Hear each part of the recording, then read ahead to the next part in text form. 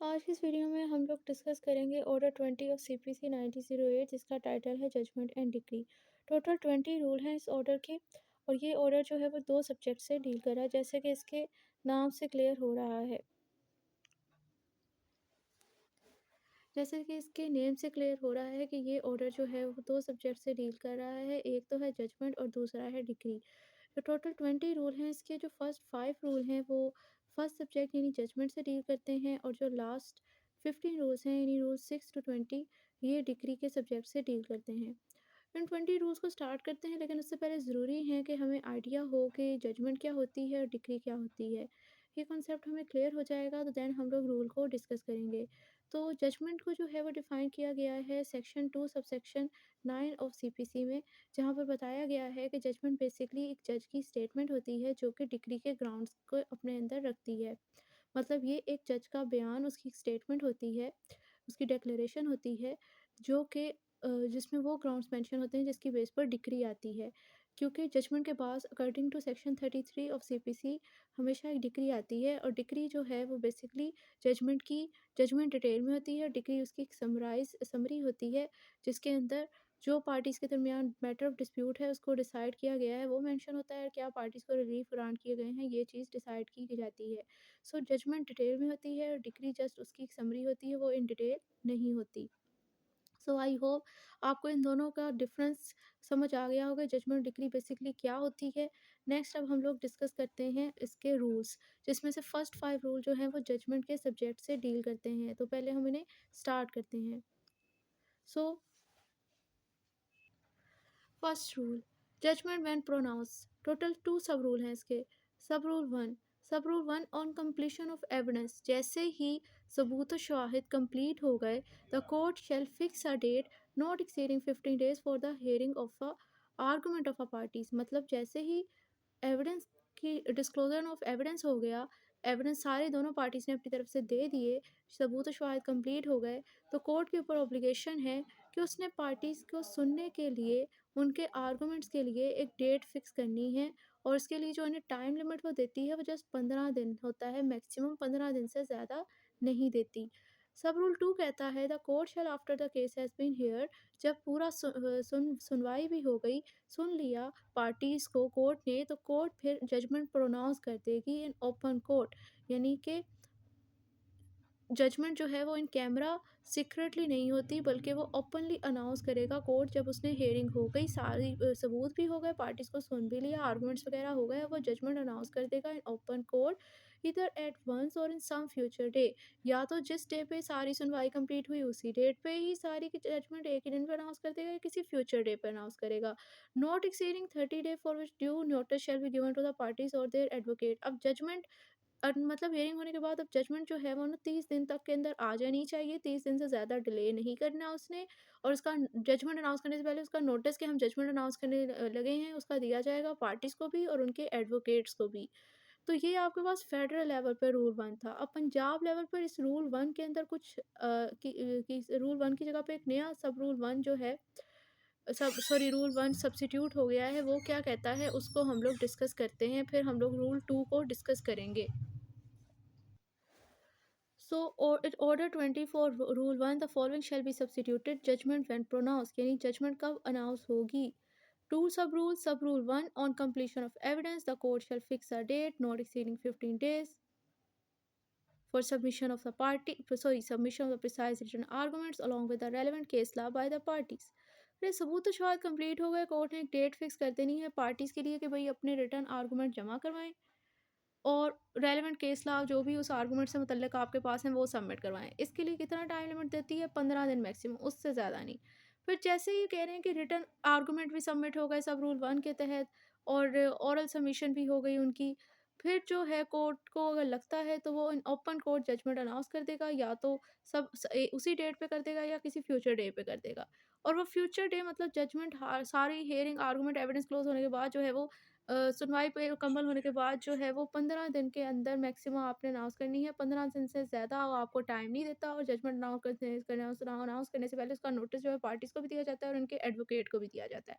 तो ये हमारे पास ऑर्डर 20 का रूल 1 था पंजाब लेवल पे, जो इसमें सब्स्टिट्यूशन हुई है उस हिसाब से। नेक्स्ट है rule 2, power to pronounce judgement written by जज प्रीडिसेसर।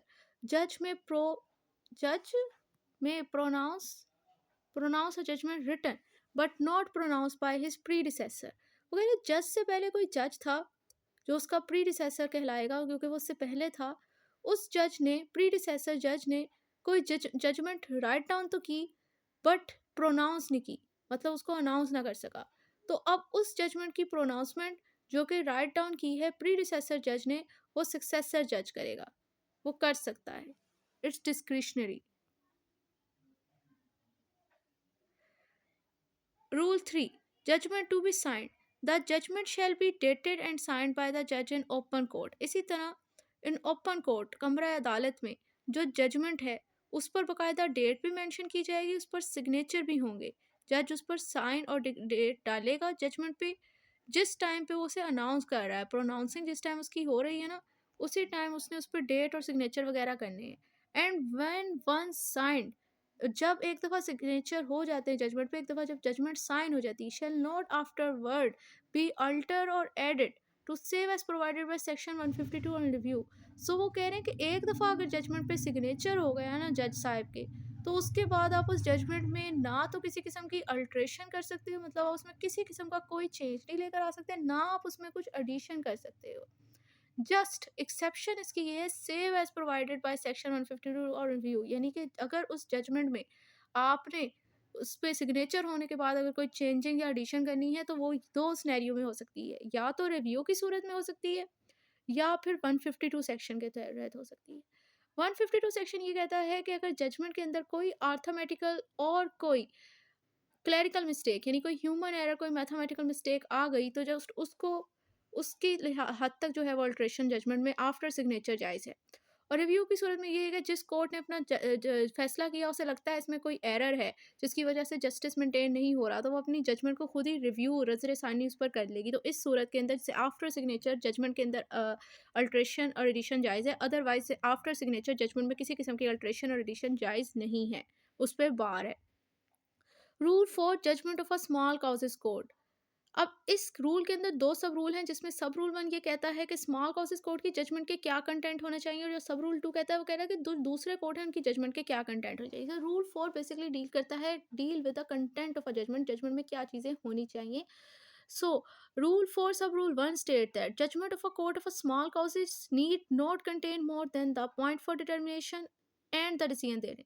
सो कह रहे स्मॉल काउजेस कोर्ट जो है ना, उनकी जजमेंट में जस्ट दो चीज़ें होनी चाहिए, उससे ज़्यादा किसी चीज़ की ज़रूरत नहीं है। नंबर 1 तो एक उसमें पॉइंट फॉर डिटर्मिनेशन, यानी फैक्ट एंड इशू, जिसको आपने पार्टीज़ के दरमियान जो डिस्प्यूट है जिन फैक्ट पे, एक तो वो डिस्प्यूटेड फैक्ट्स मेंशन होने चाहिए उसमें, दूसरा उन पे ऊपर क्या डिसीजन आया है वो चीज़ मेंशन होनी चाहिए।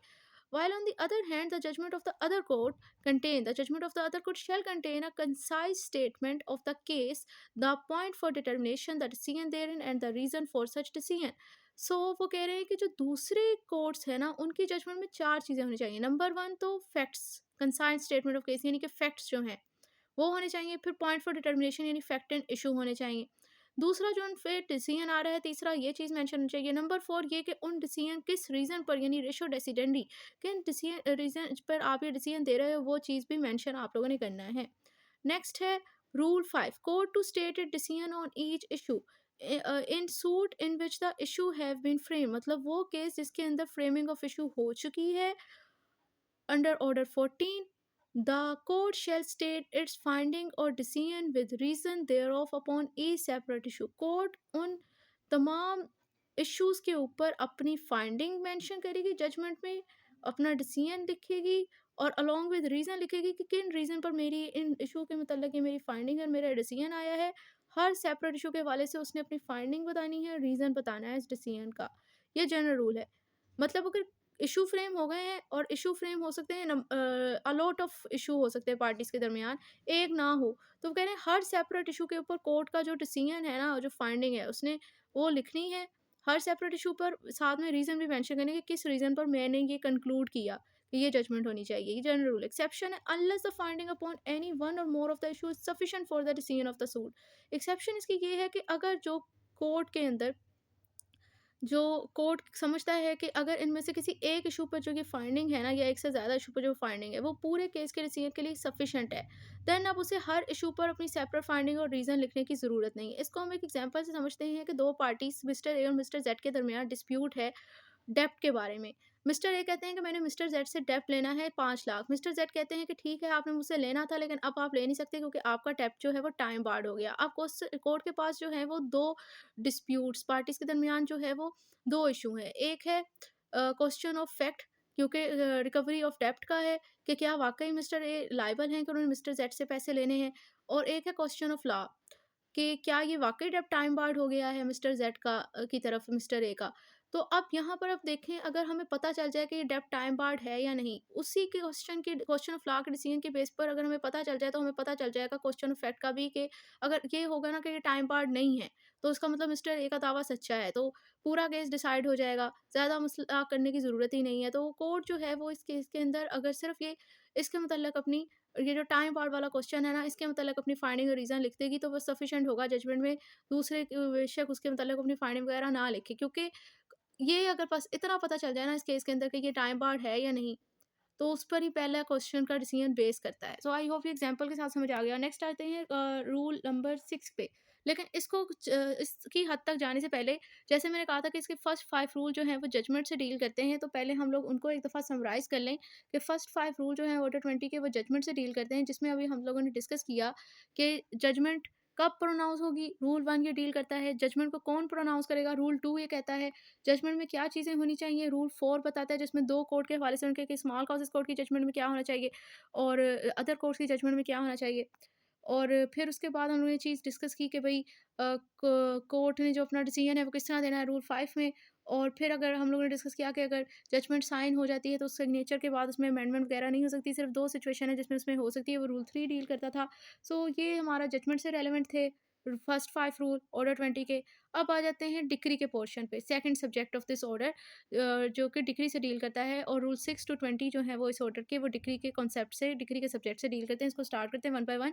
Rule 6 content of a decree, ये बेसिकली बता रहा है कि भई डिक्री में क्या चीज़ें होनी चाहिए। इसके कितने रूल हैं? इसके टोटल सब 3 सब रूल हैं। Sub rule 1 state that the decree shall agree with the judgment. सबसे पहली रिक्वायरमेंट तो ये है कि decree must be consistent with the judgment, यानी कि जजमेंट में कोई और बात हो रही हो, डिक्री में कुछ और बात हो रही हो, तो वो डिक्री उस जजमेंट पे उनकी नहीं कंसीडर की जाएगी। डिक्री ने हमेशा जजमेंट को फॉलो करना है, because that is a requirement of a section 33 of a CPC, यानी कि डिक्री जो है वो हमेशा जजमेंट के मुताबिक उसके कंसिस्टेंट जो जजमेंट में कहा जा रहा है वो ही उसमें बात होनी चाहिए, उससे वो एग्री हो। इट शैल कंटेन द, अब आ जाते हैं इसके एसेंशियल पर कंटेंट्स पर के डिग्री में क्या होना चाहिए। सो पहली चीज़ वो कह रहे हैं it shall contain the number of a suit. सबसे पहली चीज़ जो डिग्री में होनी चाहिए वो नंबर ऑफ अ सूट होना चाहिए। सेकंड है the name and description of a parties.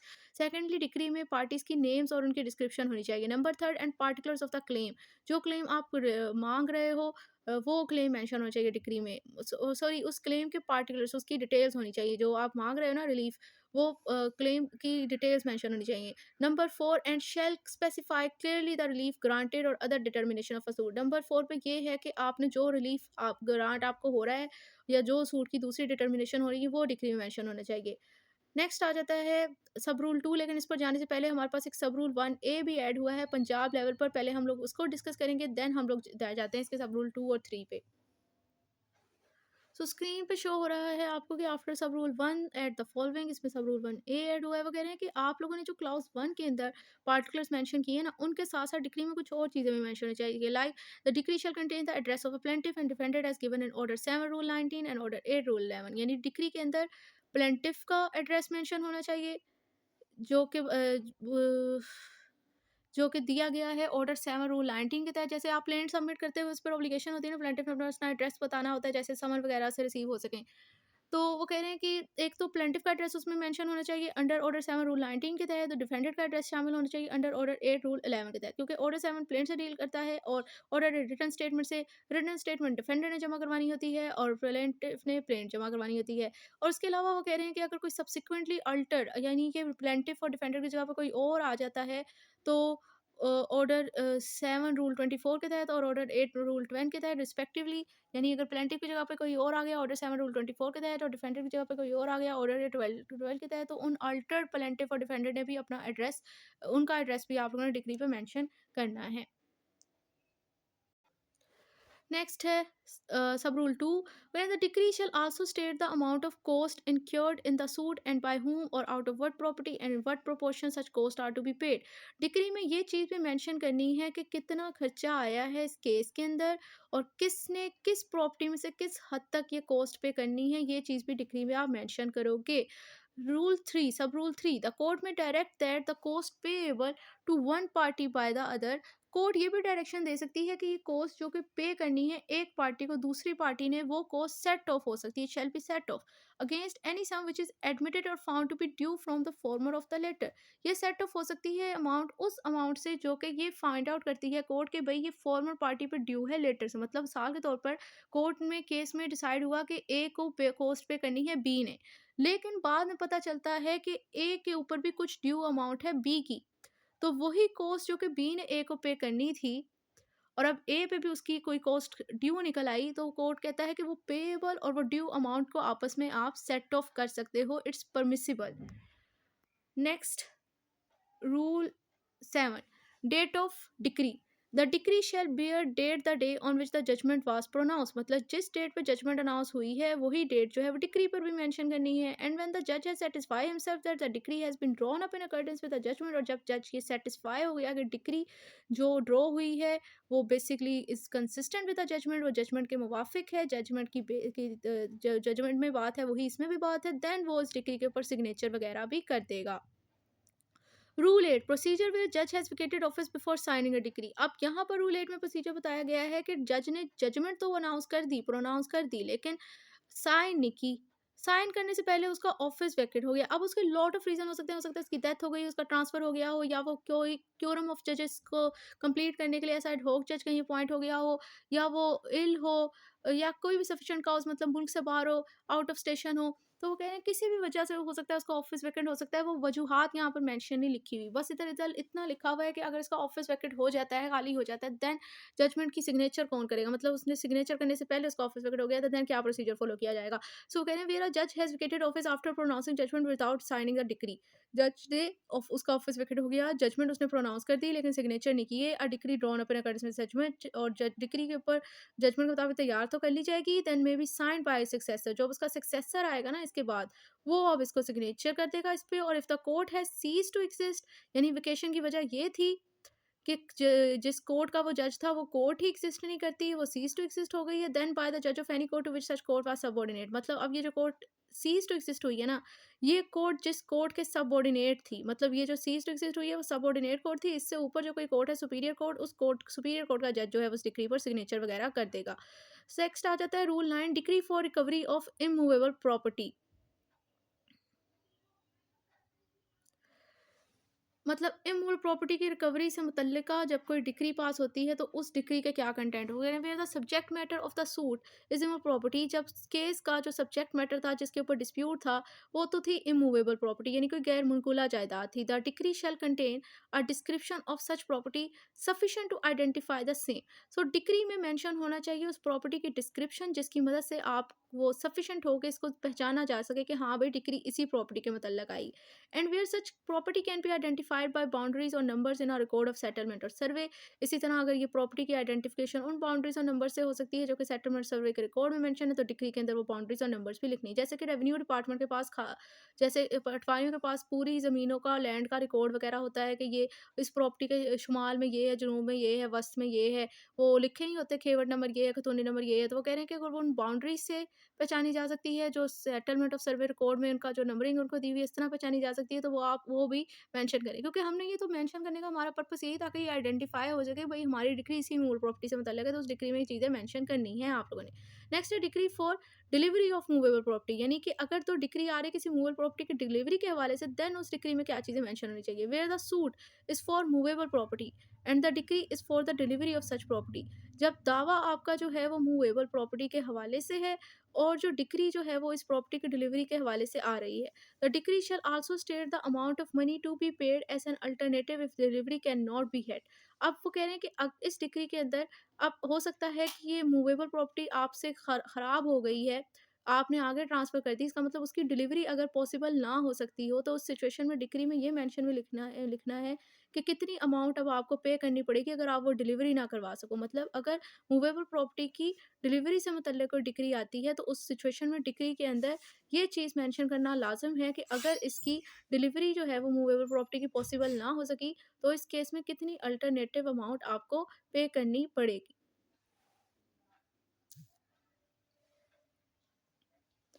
Next है रूल 11, डिक्री में डायरेक्ट पेमेंट बाय इंस्टॉलमेंट। इस तरह यानी कि वो ये कह रहे हैं कि डिक्री में आपको ये डायरेक्शन भी दी जा सकती है कि जो पैसे वगैरह अगर आपने पे करने हैं ना, तो वो आप इंस्टॉलमेंट की सूरत में भी पे कर सकते हैं।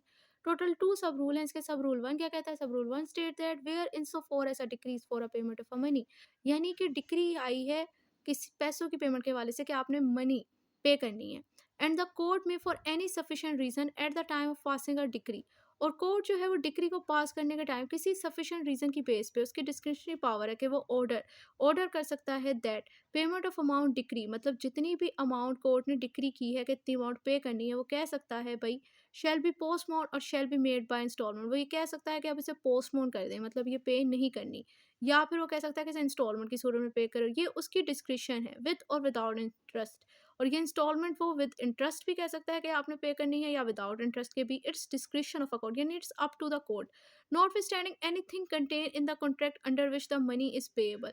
अब यहाँ पर जो कॉन्ट्रैक्ट हुआ था जिसके अंदर था कि भाई मनी किस तरह पे करनी है, उस कॉन्ट्रैक्ट में कोई अलग मेथड हो सकता है, इससे अनकंसिस्टेंट जो कोर्ट का ऑर्डर है, उस कॉन्ट्रैक्ट के अंदर उस पैसों की सॉरी अदायगी के हवाले से कोई और मेथड बताया हुआ हो, तो वो कह रहे हैं उसको आप इग्नोर कर दोगे। जब कोर्ट का ऑर्डर आ जाएगा तो वो सुपीरियर कंसीडर किया जाएगा। Rule 2, sub rule 2, order after decree for payment by instalment after the passing of any such decree the court may, वो कह रहे हैं डिक्री पास होने के बाद भी कोर्ट की डिस्क्रिशनरी पावर है कि वो जजमेंट डेटर की दरखास्त पे डिक्री होल्डर की कंसेंट के साथ ऑर्डर दे सकता है कि भाई जो पेमेंट है ना, जो अमाउंट हमने डिक्री की है कि इतनी पैसे आपने पे करने हैं, वो कह सकता है कि भाई इसको पोस्टपोन कर दें, यानी कि ज़रूरत नहीं पे करने की, या फिर वो कह सकता है कि इसे इंस्टॉलमेंट की सूरत में पे किया जाए। अब आफ्टर डिक्री पास होने के बाद जब वो इंस्टॉलमेंट की सूरत में पे करने का क्लिक कहता है ना, तब वो कुछ टर्म्स और कंडीशन पे ऐसा करने का ऑर्डर दे सकता है, लाइक कि वो कह सकता है कि अब इंटरेस्ट पे करो, या वो जजमेंट डेटर की प्रॉपर्टी को अटैच करने का साथ में ऑर्डर दे सकता है, या फिर वो कह सकता है कि इससे सिक्योरिटी ली जाए, या जो भी उसे बेहतर लगे। सो अब आप लोगों ने देखा कि रूल 11 में ये है कि कोर्ट पैसों की मनी की पेमेंट के हवाले से कोई डिक्री पास आई, इसमें कोर्ट कह सकता है कि भाई इंस्टॉलमेंट की सूरत में आप ये पैसे पे करने का कोर्ट ऑर्डर दे सकता है। ये डिग्री पास होने से पहले भी ऐसा वो कर सकता है, डिग्री पास होने के बाद भी वो ऐसा कर सकता है। It's up to the court. Next है रूल 12। रूल 12 कहता है decree for possession and mean profit, यानी कि पोसेशन और मीन प्रॉफिट से मुतल्लिक जब डिक्री आती है। अब मीन प्रॉफिट क्या है, ये गालबन सेक्शन 2 सब सेक्शन 12 में डिस्कस किया गया है।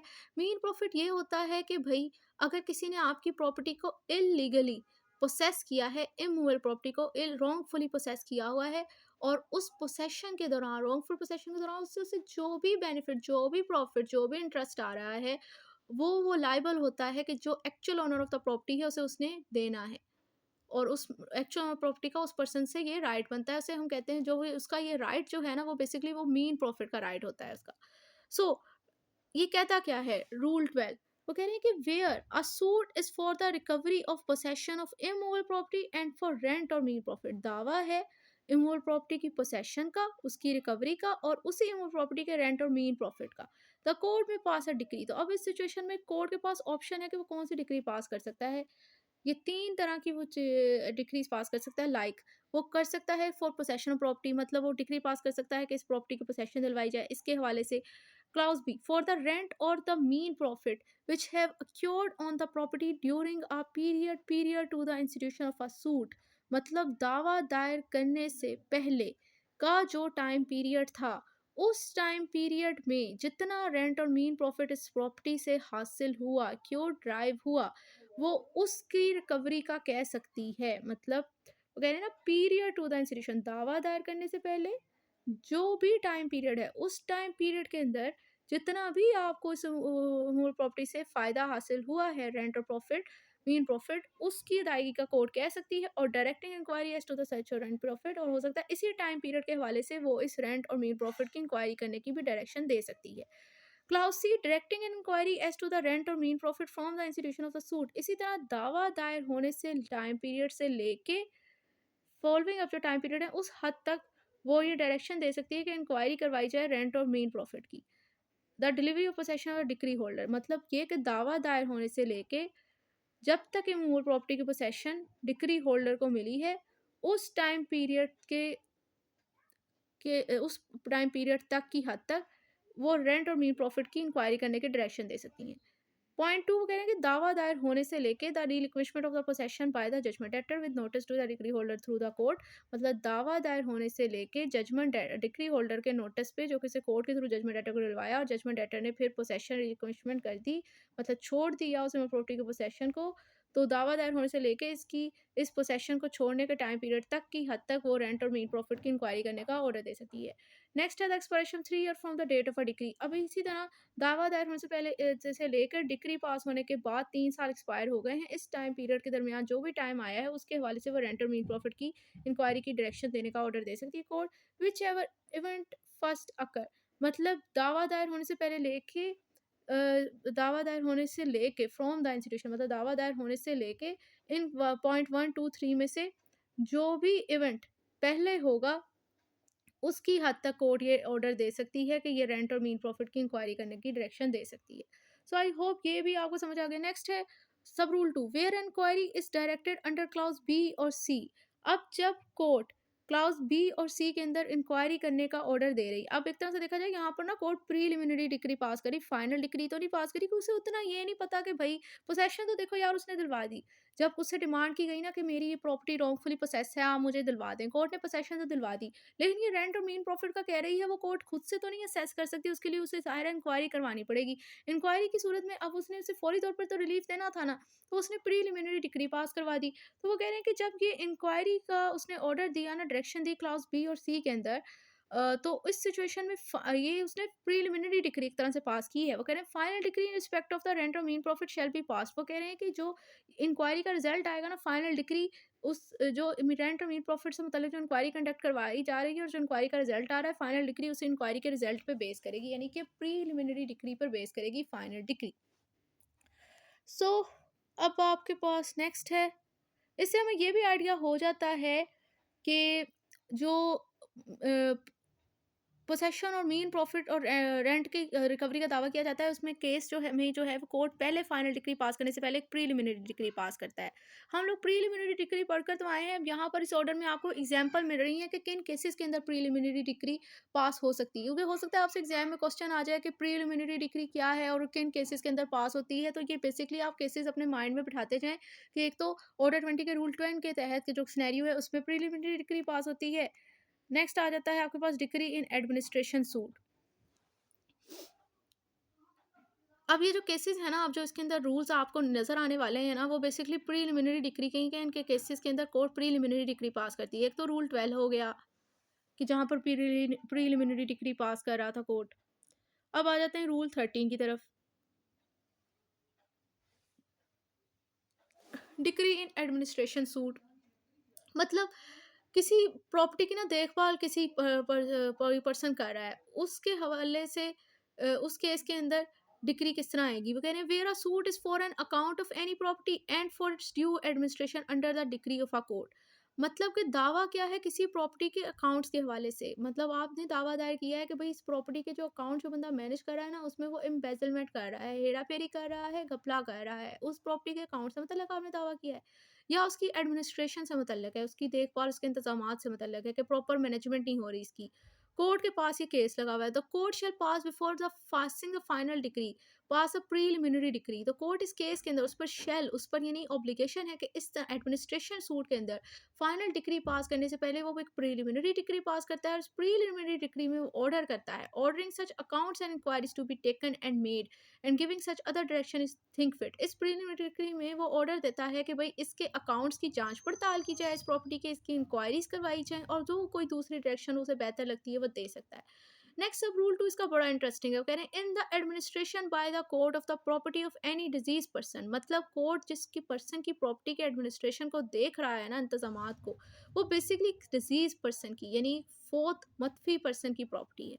If such property proved to be insufficient for the payment in full of his debts and liabilities, अब उस मदफी पर्सन पर इतने कर्जे हैं और जो उसने प्रॉपर्टी छोड़ी है, कोर्ट सेटिस्फाई हो गया है कि ये इसके कर्जे नहीं पूरा कर सकती, मतलब ये इसके जो डेब्ट्स और लाइबिलिटीज़ हैं उनको सेटिस्फाई नहीं कर पा सकती, जितने उसके अगेंस्ट क्रेडिटर हैं, इस प्रिंसिपल डेप्टर के अगेंस्ट, यानी इस मतफी जो है वो प्रिंसिपल डेप्टर है, और जितने इससे उधारी लोगों ने लेनी है क्रेडिटर, ये इस प्रॉपर्टी जो है सफिशिएंट नहीं है कि वो सारे डेब्ट्स और लाइबिलिटीज़ को सेटिस्फाई कर सके।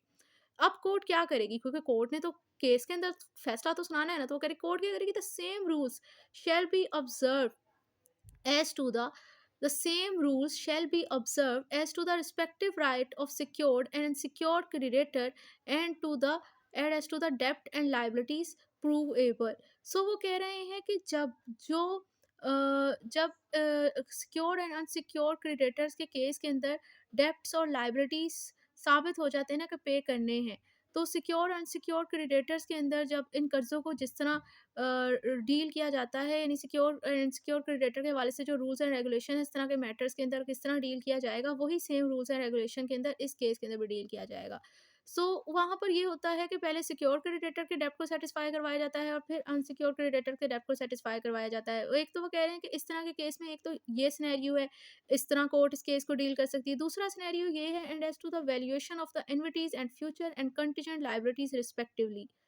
और इसी तरह जो फ्यूचर एंड कंटिजेंट लायबिलिटीज से मुतल्लिक जो रूल्स एंड रेगुलेशन है उसके हिसाब से भी कोर्ट इस मैटर को सेटिस्फाई करवा सकती है। तीसरा है, and as may be in force for the time being within a local limit of a court in which the administration suit is pending with respect to the state of the person at जज or in declare solvent.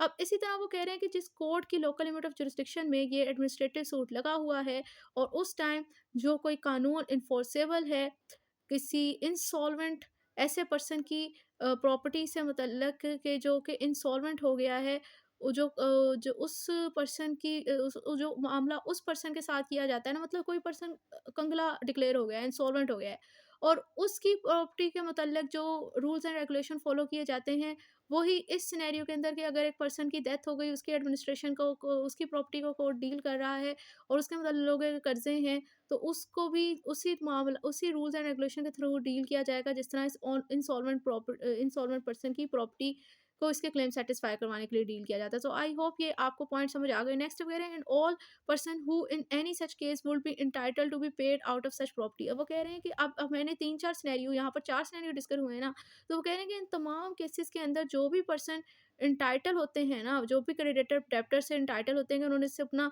Credit तो लेना है, यानी उन्होंने इससे अपना डेब्ट तो रिकवर करना है, तो उसको उनकी प्रॉपर्टी से ये नहीं है कि ये कह के भाई ये इनसफिशिएंट है, सेटिस्फाई नहीं करवाया जाएगा, सेटिस्फाई करवाया जाएगा, उनको पे तो किया जाएगा उसकी प्रॉपर्टी से।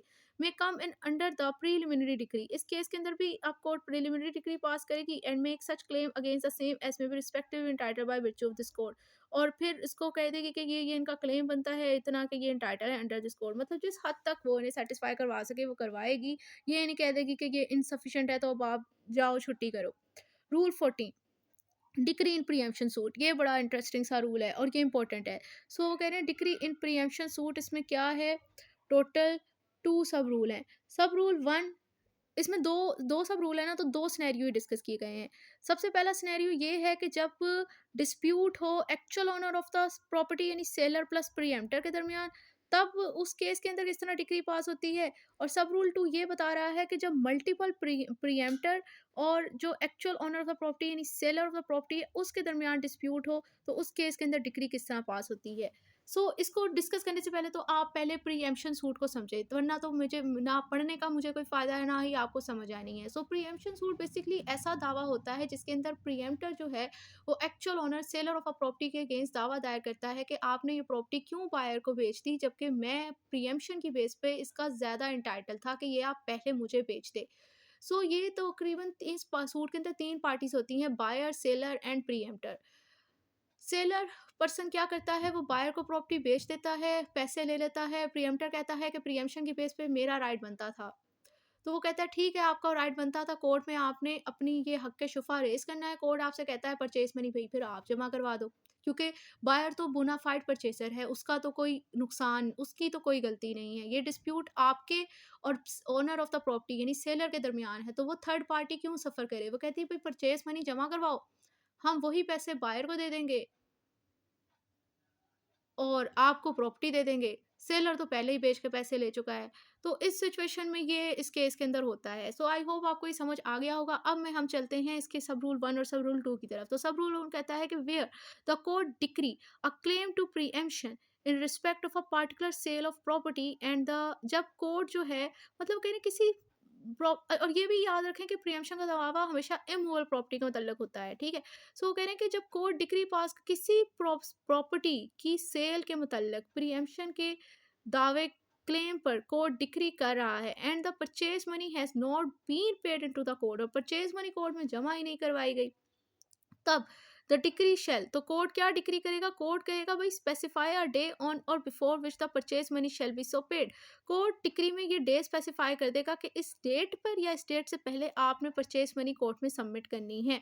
Direct that on payment into court of such purchase money, और डायरेक्शन देगा डिक्री में कि जैसे ही परचेज मनी कोर्ट में जमा करवा दी जाएगी together with cost if any, के साथ में खर्चे मतलब जो लिटिगेशन के आए हैं उनके साथ, जो कि प्लेंटिफ के अगेंस्ट है, decree against the plaintiff on or before the day referred to in clause A, the defendant shall deliver. मतलब अब यहाँ पर ना आप याद रखें प्लेंटिफ बेसिकली इस केस में कौन है, actual owner of the property seller, और डिफेंडेंट कौन है, ये प्रीएम्प्टर। वो कह रहे हैं कि कोर्ट डिक्री में डायरेक्शन दे देगा कि भाई आप ना ये परचेज मनी की पेमेंट कराओ कोस्ट के साथ, जो कि प्लेंटिफ के अगेंस्ट डिक्री होगी, क्योंकि अगर ये पहले ही आपको दे देता, केस ना आता, कोर्ट का टाइम वेस्ट ना होता, लिटिगेशन ना चलती, इस केस में blame of litigation actual owner of the property seller पे है। तो वो कह रहे हैं कि जो भी कोस्ट प्लेंटिफ के ऊपर आनी है, लेकिन मसला तो आप लेकर आ रहे हैं, तो वो कह रहे हैं उस कोस्ट के साथ परचेज मनी के साथ जो डे क्लाउज के अंदर मेंशन है ना, उस डे से पहले या उस डे पे डिफेंडेंट ने ये पैसे पे करने हैं यानी प्रीएम्प्टर ने, और जैसे ही पे कर देगा तो प्रॉपर्टी की पोसेशन इसको डिलीवर कर दी जाएगी। whose title thereto shall be deemed to have occurred from the date of such payment, जिसका टाइटल इस प्रॉपर्टी पे उसी डेट से रेज हो जाएगा मिस्टर प्रीएम्प्टर का, डिफेंडर का, जिस डेट से उसने पेमेंट की। But that if the purchase money and the cost if any are not to be paid, लेकिन उसने परचेज मनी की पर की ना कॉस्ट पे की, the suit shall be dismissed with cost, तो उसका सूट जो है डिसमिस्ड हो जाएगा। अब यहाँ पर आप याद रखें कि सूट जस्ट डिसमिस्ड ही नहीं होगा, विद कॉस्ट डिसमिस्ड होगा। इसका क्या मतलब है, इसका मतलब ये है कि जब भाई आप सिर्फ हमारा टाइम वेस्ट करने के लिए आपने प्रीएम्पशन का दावा किया था, कोर्ट कहेगा अब आपने जो ब्लेम ऑफ लिटिगेशन आप पर आती है, आपने कोर्ट का टाइम क्यों वेस्ट किया। वो कह रहे हैं हम यहाँ पर कोई मोहल्ले की आंटियां तो नहीं बैठी हुई जिन्होंने गॉसिप्स करनी थी, आपने हमारा टाइम वेस्ट किया, अब हमें तंग किया कि भाई मैंने ये खरीदनी है, फिर इतनी आपकी इस्तात नहीं थी, आपने परचेज मनी भी जमा नहीं की। तो वो कह रहे हैं परचेज आपका सूट भी डिसमिस करेंगे, और जो आपकी वजह से हमारा टाइम वेस्ट हुआ है, कोर्ट में बेफजूल का केस लगा है, ये कॉस्ट भी ब्लेम ऑफ लिटिगेशन आप पर आएगा, कॉस्ट भी आप पे करो।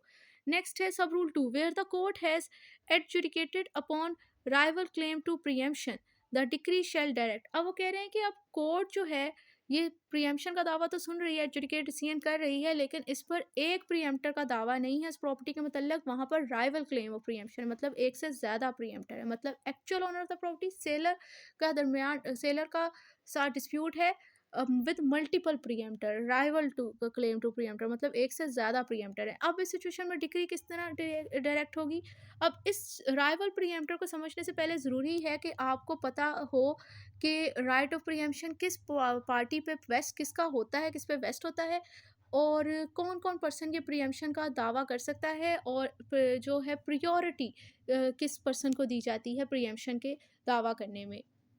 ये चीज़ें अगर आपको क्लियर होंगी तभी आपको सब रूल 2 समझ आएगा। पहले हम लोग इसको क्लियर करते हैं। इससे पोर्शन से तो ये जो यानी कि राइट टू प्रीएम्पशन के कौन पर्सन क्लेम कर सकता है, किसको हासिल है, इससे डील करता है सेक्शन 6 ऑफ प्रीएम्पशन एक्ट 1991। और प्रियोरिटी किसको दी जाती है इन पर्सन में से, उससे डील करता है section 7 of preemption act 1991। So right of preemption basically three parties के पास होता है, तीन पर्सन ये कर सकते हैं। एक होता है शाफी शाफी शरीक, एक होता है शाफी खलीद, और एक होता है शाफी जार। और प्रियोरिटी भी इनको इन्हीं नंबरिंग के हिसाब से मिलती है, मतलब कि शाफी शरीक को प्रियो उसका अगर एक केस के अंदर ये तीनों तीन प्रीएम्प्टर हो, शाफी शरीक खलीद और जार, तो पहली प्रेफरेंस शाफी शरीक को दी जाती है। अगर वो ना हो तो फिर शाफी खलीद और जार हो तो शाफी खलीद को दी जाती है। और अगर किसी केस के अंदर ये दोनों ना हो तब प्रेफरेंस शाफी जार को दी जाती है। मतलब अगर प्रीएम्पशन का दावा हो तो सबसे पहली प्रेफ़रेंस शाफ़ी खलीद को दी जाए, सॉरी शाफ़ी शरीक को दी जाएगी, दूसरी प्रेफ़रेंस शाफ़ी खलीद को दी जाएगी और तीसरी प्रेफ़रेंस शाफ़ी जार को दी जाती है। अब ये लोग होते कौन हैं? मतलब जब तक ये तो एक टर्मिनोलॉजीज़ है ना अरबी की, अब जब तक हम समझेंगे नहीं, हमें ये नहीं पता चलेगा कि ये हैं क्या? तो शाफ़ी शरीक बेसिकली वो पर्सन होता है जो कि ये इमूवल प्रॉपर्टी बेची जा रही है, उसके कॉर्पस यानी उसकी बॉडी में जो इमूवल प्रॉपर्टी है ना, उसके अंदर वो को-ओनर होता है सेलर के साथ। मिसाल के तौर पर अगर एक घर बेच रहे हैं, उसमें 2 भाइयों का घर है और एक भाई का 50%, दूसरे भाई का भी 50% है। पहला भाई जो है वो घर बाहर आउटसाइडर को भेज देता है, तो जो दूसरा भाई कहता है कि भई क्या मुझे नहीं बेच सकते थे आप? और प्रीएम्पशन का दावा वो करेगा कि भई मैं इसके साथ को-ओनर हूँ, प्रीएम्पशन की बेस पे मैं शाफ़ी शरीक हूँ, हक़ शुफ़ा वो करेगा और उसका ज़्यादा राइट बनेगा। तो वो ये दावा कर सकता है। इसी तरह शाफ़ी खलीद वो होता है जो कि इमूवल प्रॉपर्टी सेल की जा रही है, जिस पर प्रीएम्पशन का राइट रेज़ हो रहा है, उसी इमूवल प्रॉपर्टी के साथ कोई स्पेशल राइट अटैच है, जैसे right of irrigation, right of passage, और उस पर्सन का उस प्रॉपर्टी उस राइट के वो उस राइट के अंदर उस पार्टी के साथ पार्टनर है, मतलब उसकी वजह से उसके साथ एडजेसेंट है। मिसाल के तौर पर अगर एक घर है दूसरा घर है, उन दोनों घरों के दरमियान एक जो है वो राइट ऑफ पैसेज जाता है, और अगर बाहर से कोई बंदा वो घर खरीद लेगा तो वो दूसरी पार्टी से इफेक्ट होगी, वो बेच देती है, उसको नहीं बेचती। वो कहता है कि भाई मैं शाफी खलीद हूँ, ये राइट ऑफ पैसेज की वजह से मेरा राइट ज़्यादा बनता था, तो वो इस पर हक शिफा का दावा कर लेगा। और लास्ट होता है शाफी जार।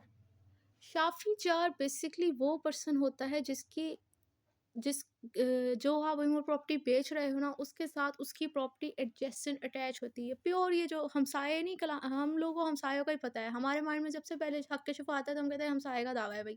हमसाये का दावा नहीं है, 3 पर्सन है, ये लोग दावा दायर कर सकते हैं। ये शाफ़ी जार वाली सिचुएशन हो, हमसाये वाली, नेबर वाली है कि अगर आपका हमसाया घर बेच दे और आप उसे कहते हैं कि भई आप मुझे नहीं बेच कर सकते थे, मुझे नहीं बेच सकते थे। शाफ़ी जार की बेस पे उसका दावा बनता है तो वो कर देगा।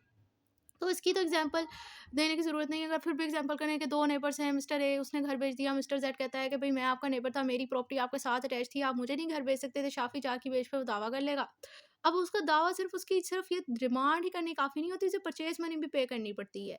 जब वो परचेज़ मनी पे कर देता है तब कोर्ट वो बोनाफाइड परचेज़र यानी जो बायर है इस केस में, जिसको सेलर ने बेची, पहले उसको बेची नहीं हक़ शिफ़ा करने वाले को, उसको वो दिलवा के पोसेशन जो है वो फिर सेलर से इसको दिलवा के प्रीएम्प्टर को रफ़ा-दफ़ा कर देता है मामले को। अगर नहीं करता तो फिर वो विद कोस्ट आपके सूट को डिसमिस कर देता है। ये हम लोग सब रूल 1 में पढ़ कर आए। सब रूल 2 कहता है कि जब भई जो actual owner of the property है और उसका काफ़ी ज़्यादा मल्टीपल प्रीएम्प्टर का क्लेम है, तो अब इस सिचुएशन में कोर्ट किस तरह डिक्री करेगी?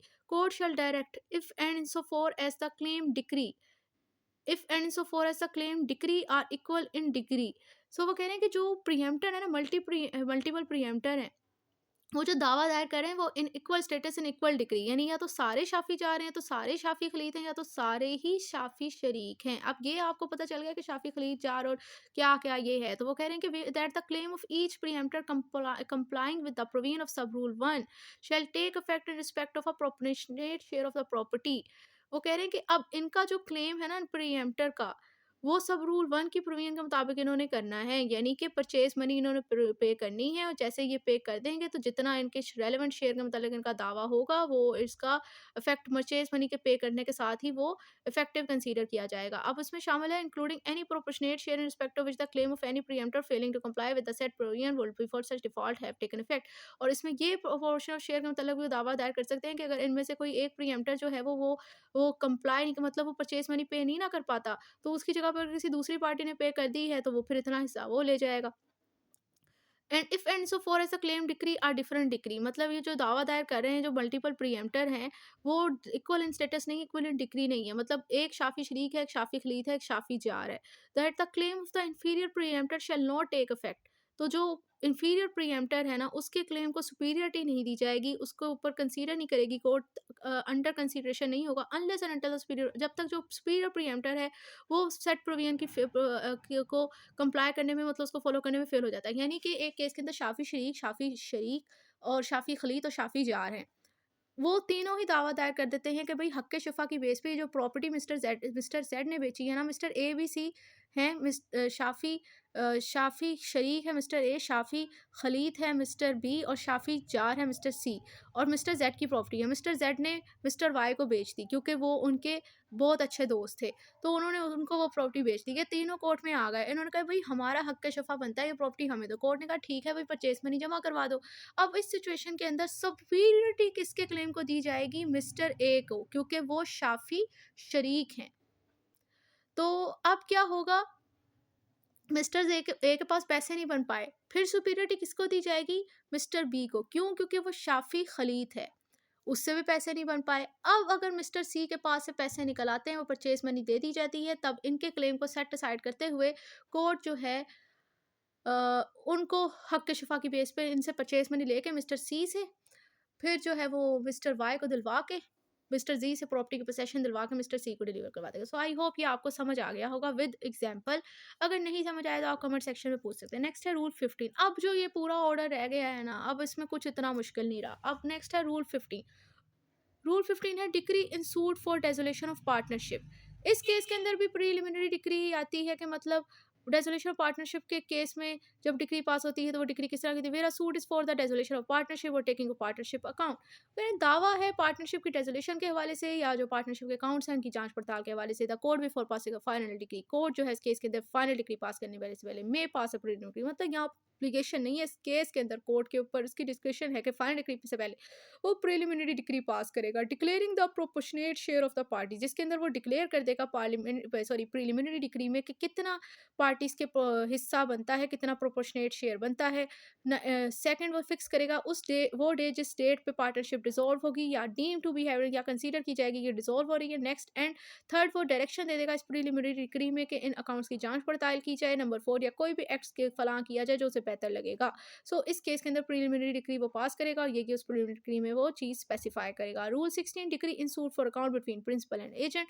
इसी तरह प्रिंसिपल और एजेंट के दरमियान कोई अकाउंट का मुतनाज़ा है, उसके मतलब उनका दावा है, तो उस केस के अंदर किस तरह डिक्री आएगी? In a suit for an account of a pecuniary transaction between a principal and agent. अगर तो कोई पिक्यूनरी ट्रांजैक्शन है प्रिंसिपल और एजेंट के दरमियान और उसके मतलब किसी अकाउंट से मतलब दावा है, and in any other suit not here before provided, और इसके अलावा कोई और केस है जो कि अभी तक इस ऑर्डर में नहीं डिस्कस किया गया, where it is necessary in order to certain the amount of money due or from any party. और इस केस के अंदर अब ज़रूरी है कि कितनी अमाउंट ड्यू है, कितनी पार्टी किस पार्टी पर है, इसकी असर्टमेंट, इसका अंदाज़ा लगाना ज़रूरी है। That an account should be taken, तो फिर इस अकाउंट की जांच पड़ताल की जाएगी। कोर्ट जो है इस केस के अंदर फाइनल डिग्री पास करने से पहले एक प्रिलिमिनरी डिग्री पास करेगा। इस मैटर के अंदर प्रिलिमिनरी डिग्री पास करना ऑब्लिगेशन है क्योंकि इधर शेल कवर लिखा हुआ है, और डायरेक्शन देगा इस प्रिलिमिनरी डिक्री में कि इन अकाउंट्स की जांच पड़ताल की जाए, जो भी उसे बेहतर लगेगा। Rule 17. Special direction as to the accounts. The court may either by the decree directing an account to be taken or by a subsequent order give special direction with regard to the mode in which the accounts is to be taken or watched.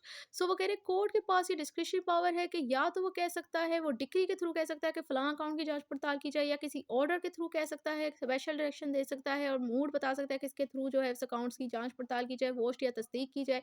And in particular way direct that in taking the accounts, the book of account in which the account in question have been kept shall be taken as prima facie evidence of the truth of the matter therein.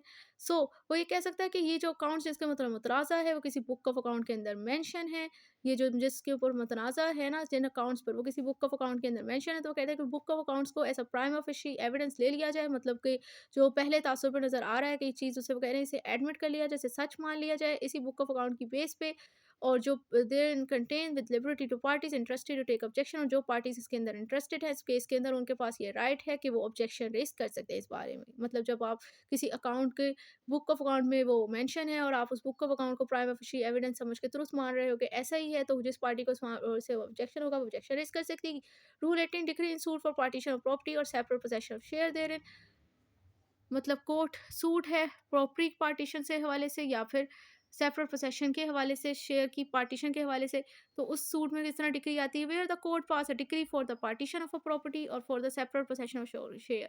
जब court decree pass करता है property की partition के हवाले से और share की separate possession के हवाले से, मतलब कि कोर्ट जब डिक्री पास करता है प्रॉपर्टी की पार्टीशन के हवाले से और शेयर के अंदर सेपरेट पोसेशन के हवाले से, then sub rule 1, if and so far as a decree relate to an estate assess. ठीक है, अब डिक्री जो है वो किसी ऐसी प्रॉपर्टी, स्टेट मतलब होता है प्रॉपर्टी, किसी ऐसी प्रॉपर्टी से मुतल्लक है जिसके मतलब ये पता है कि भाई इससे ना गवर्नमेंट को रेवेन्यू जाता है।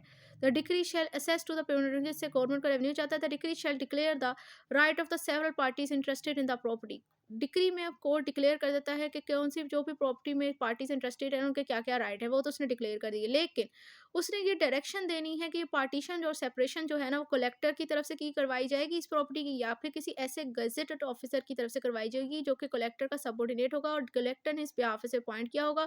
और इसकी जो काम होगा ना इस डिक्री के अंदर, इसके एक्शन, इसकी डिक्लेरेशन, इसकी पार्टीशन जो है वो होगी सेक्शन 54 के प्रोविजन के मुताबिक। नेक्स्ट है कि अगर ये डिक्री जिसकी पार्टीशन के हवाले से कोर्ट ऑर्डर दे रहा, डिक्री पास कर रहा है ना, वो किसी ऐसी इमूवल प्रॉपर्टी से मुतल्लिक है या किसी ऐसी मूवल प्रॉपर्टी से मुतल्लिक है, किसी दूसरी मूवेबल और इमूवेबल प्रॉपर्टी से मुतल्लिक है, मतलब उस प्रॉपर्टी से गवर्नमेंट को रेवेन्यू नहीं चाहता, तो कोर्ट जो है वो कहेगा कि भई इसकी पार्टीशन और सेपरेशन करने का में if partition separation can not be considered. अगर उसे लगता है कि इसकी पार्टीशन और सेपरेशन बगैर इंक्वायरी करवाए बगैर नहीं हो की जा सकती, इस सिचुएशन में प्रीलिमिनरी डिक्री पास करेगा जिसके अंदर वो पार्टीज जो भी इस प्रॉपर्टी में इंटरेस्टेड है उनके राइट्स को डिक्लेयर कर देगा और ऑर्डर देगा कि भाई फर्दर डायरेक्शन जो भी उसे लगेगी कि करना चाहिए। नेक्स्ट है decree when set of is allowed. वो केस डिक्री वो केसेस जिनके अंदर सेट ऑफ अलाउड हो जाए, तो उन केसेस के अंदर किस तरह डिक्री आएगी। वो कह रहे हैं कि where a defendant has been allowed a set off against a claim of a plaintiff, मतलब कि प्लेंटिफ ने क्लेम किया और डिफेंडेंट को अलाउ कर दिया जाता है कि वो उसके क्लेम के अगेंस्ट सेट ऑफ, उसका मतलब कोई प्लेंटिफ ने उससे पैसे लेने थे और उसको भी उसने कोई पैसे लेने थे और उसका जो क्लेम था उसको कोर्ट ने अलाउ कर दिया। सेट ऑफ होता है the counter claim of money against the claim of a money, मतलब आपसे किसी ने पैसे लेने हैं और उसके आपने भी कोई पैसे लेने हैं तो आप उसके क्लेम पे जो काउंटर क्लेम कर देते हो ना, वो होता है set off. The decree shall state what amount is due to the plaintiff and the what amount is due to the defendant. अब जब उसने अलाउ कर दिया तो उस डिक्री में मेंशन होना चाहिए कितना अमाउंट प्लेंटिफ पे ड्यू है, मतलब प्लेंटिफ पे उधारी, कितना अमाउंट जो है डिफेंडेंट पे ड्यू है। And shall be for the recovery of any sum which appear to be due other party, और जो है जो भी अमाउंट से लगता है किस पार्टी पे जो भी ड्यू है उसकी किस तरह रिकवरी होगी वो मेंशन कर देगा। Appeal from decree relating to set off and decree passed in a set off in which a set off is claimed shall be subject to the same proviso in respect of appeal to which would have been subject to no set off or claim। मतलब आपने set of वाली decree के against पे जब appeal करनी है ना, तो उस पर भी उसी रूल्स एंड रेगुलेशन के मुताबिक अपील होगी जिस तरह एक नॉर्मल डिक्री जहाँ पर सेट ऑफ आपको अलाउ नहीं होता और उसके अगेंस्ट अपील की जाती है। Sub rule 3, the provision of this rule shall apply whether the set of is admissible under. अब इसी तरह इस रूल की प्रोविजन जो है वो अप्लाई होती है बेशक ये सेट ऑफ आपका एडमिसिबल है ऑर्डर 8 रूल 6 के तहत है या नहीं, ये मटेरियल है। नेक्स्ट है rule 20, certified copy of judgment decree to be furnished. Certified copy of judgment decree shall be furnished to the parties on application to the court, मतलब जो एट देयर एक्सपेंसेस, मतलब जो जजमेंट और degree की certified copies यानी कि court की signature उसकी जो ओरिजिनल की सर्टिफाइड कॉपीज होती हैं ना जिस पर कोर्ट की मोहर सील और सिग्नेचर वगैरह होते हैं वो बाकायदा प्रोवाइड की जाएंगी पार्टीज को कोर्ट की तरफ से उनकी दरख्वास्तों पर उनके खर्चे पर, मतलब वो पैसे देंगे तब उन्हें मिलेंगे, फ्री में नहीं मिलेंगी। नेक्स्ट ये आपके पास रूल 20 था, ये फेडरल लेवल पे तो है, प्रोविंशियल लेवल में इस पे थोड़ी-सी अमेंडमेंट आई है, तो पहले हम लोग उसको डिस्कस करते हैं, फिर उसके साथ हमारा ऑर्डर ये कंप्लीट हो जाएगा। सो वो कह रहे थे court shall at the time of pronouncing of judgment, मतलब कोर्ट के ऊपर ये ऑब्लिगेशन है कि जिस टाइम उसने जजमेंट अनाउंस की उसी टाइम पे उसने पार्टीज को प्रोवाइड करनी है उनके खर्चे पर जजमेंट और डिग्री की सर्टिफाइड कॉपीज। तो ये सिंपल सा था और इसमें कुछ नहीं था। ये अब आपके पास ऑर्डर 20 था जिसमें से फर्स्ट 5 रूल जजमेंट से डील करते हैं, लास्ट 15 रूल्स जो है डिग्री से डील करते हैं। डिग्री का भी हम लोगों ने डिस्कस किया कि डिग्री के अंदर क्या चीज़ें होनी चाहिए। डिग्री फिर हम लोगों ने रूल 12 से जो है वो रूल 19 तक इसमें स्पेसिफिक केसेस की बताए गए हैं कि इन केसेस के अंदर किस तरह डिग्री आती है। और फिर आप लोगों ने भी डिस्कस किया कि किन केसेस के अंदर प्रीलिमिनरी डिग्री आती है, डिग्री के ऊपर सिग्नेचर साइन वगैरह भी होते हैं। ये रूल 7 में था आपके पास, यानी सारा आपको आई होप ये समझ आ गया। ये हमारा ऑर्डर 20 था।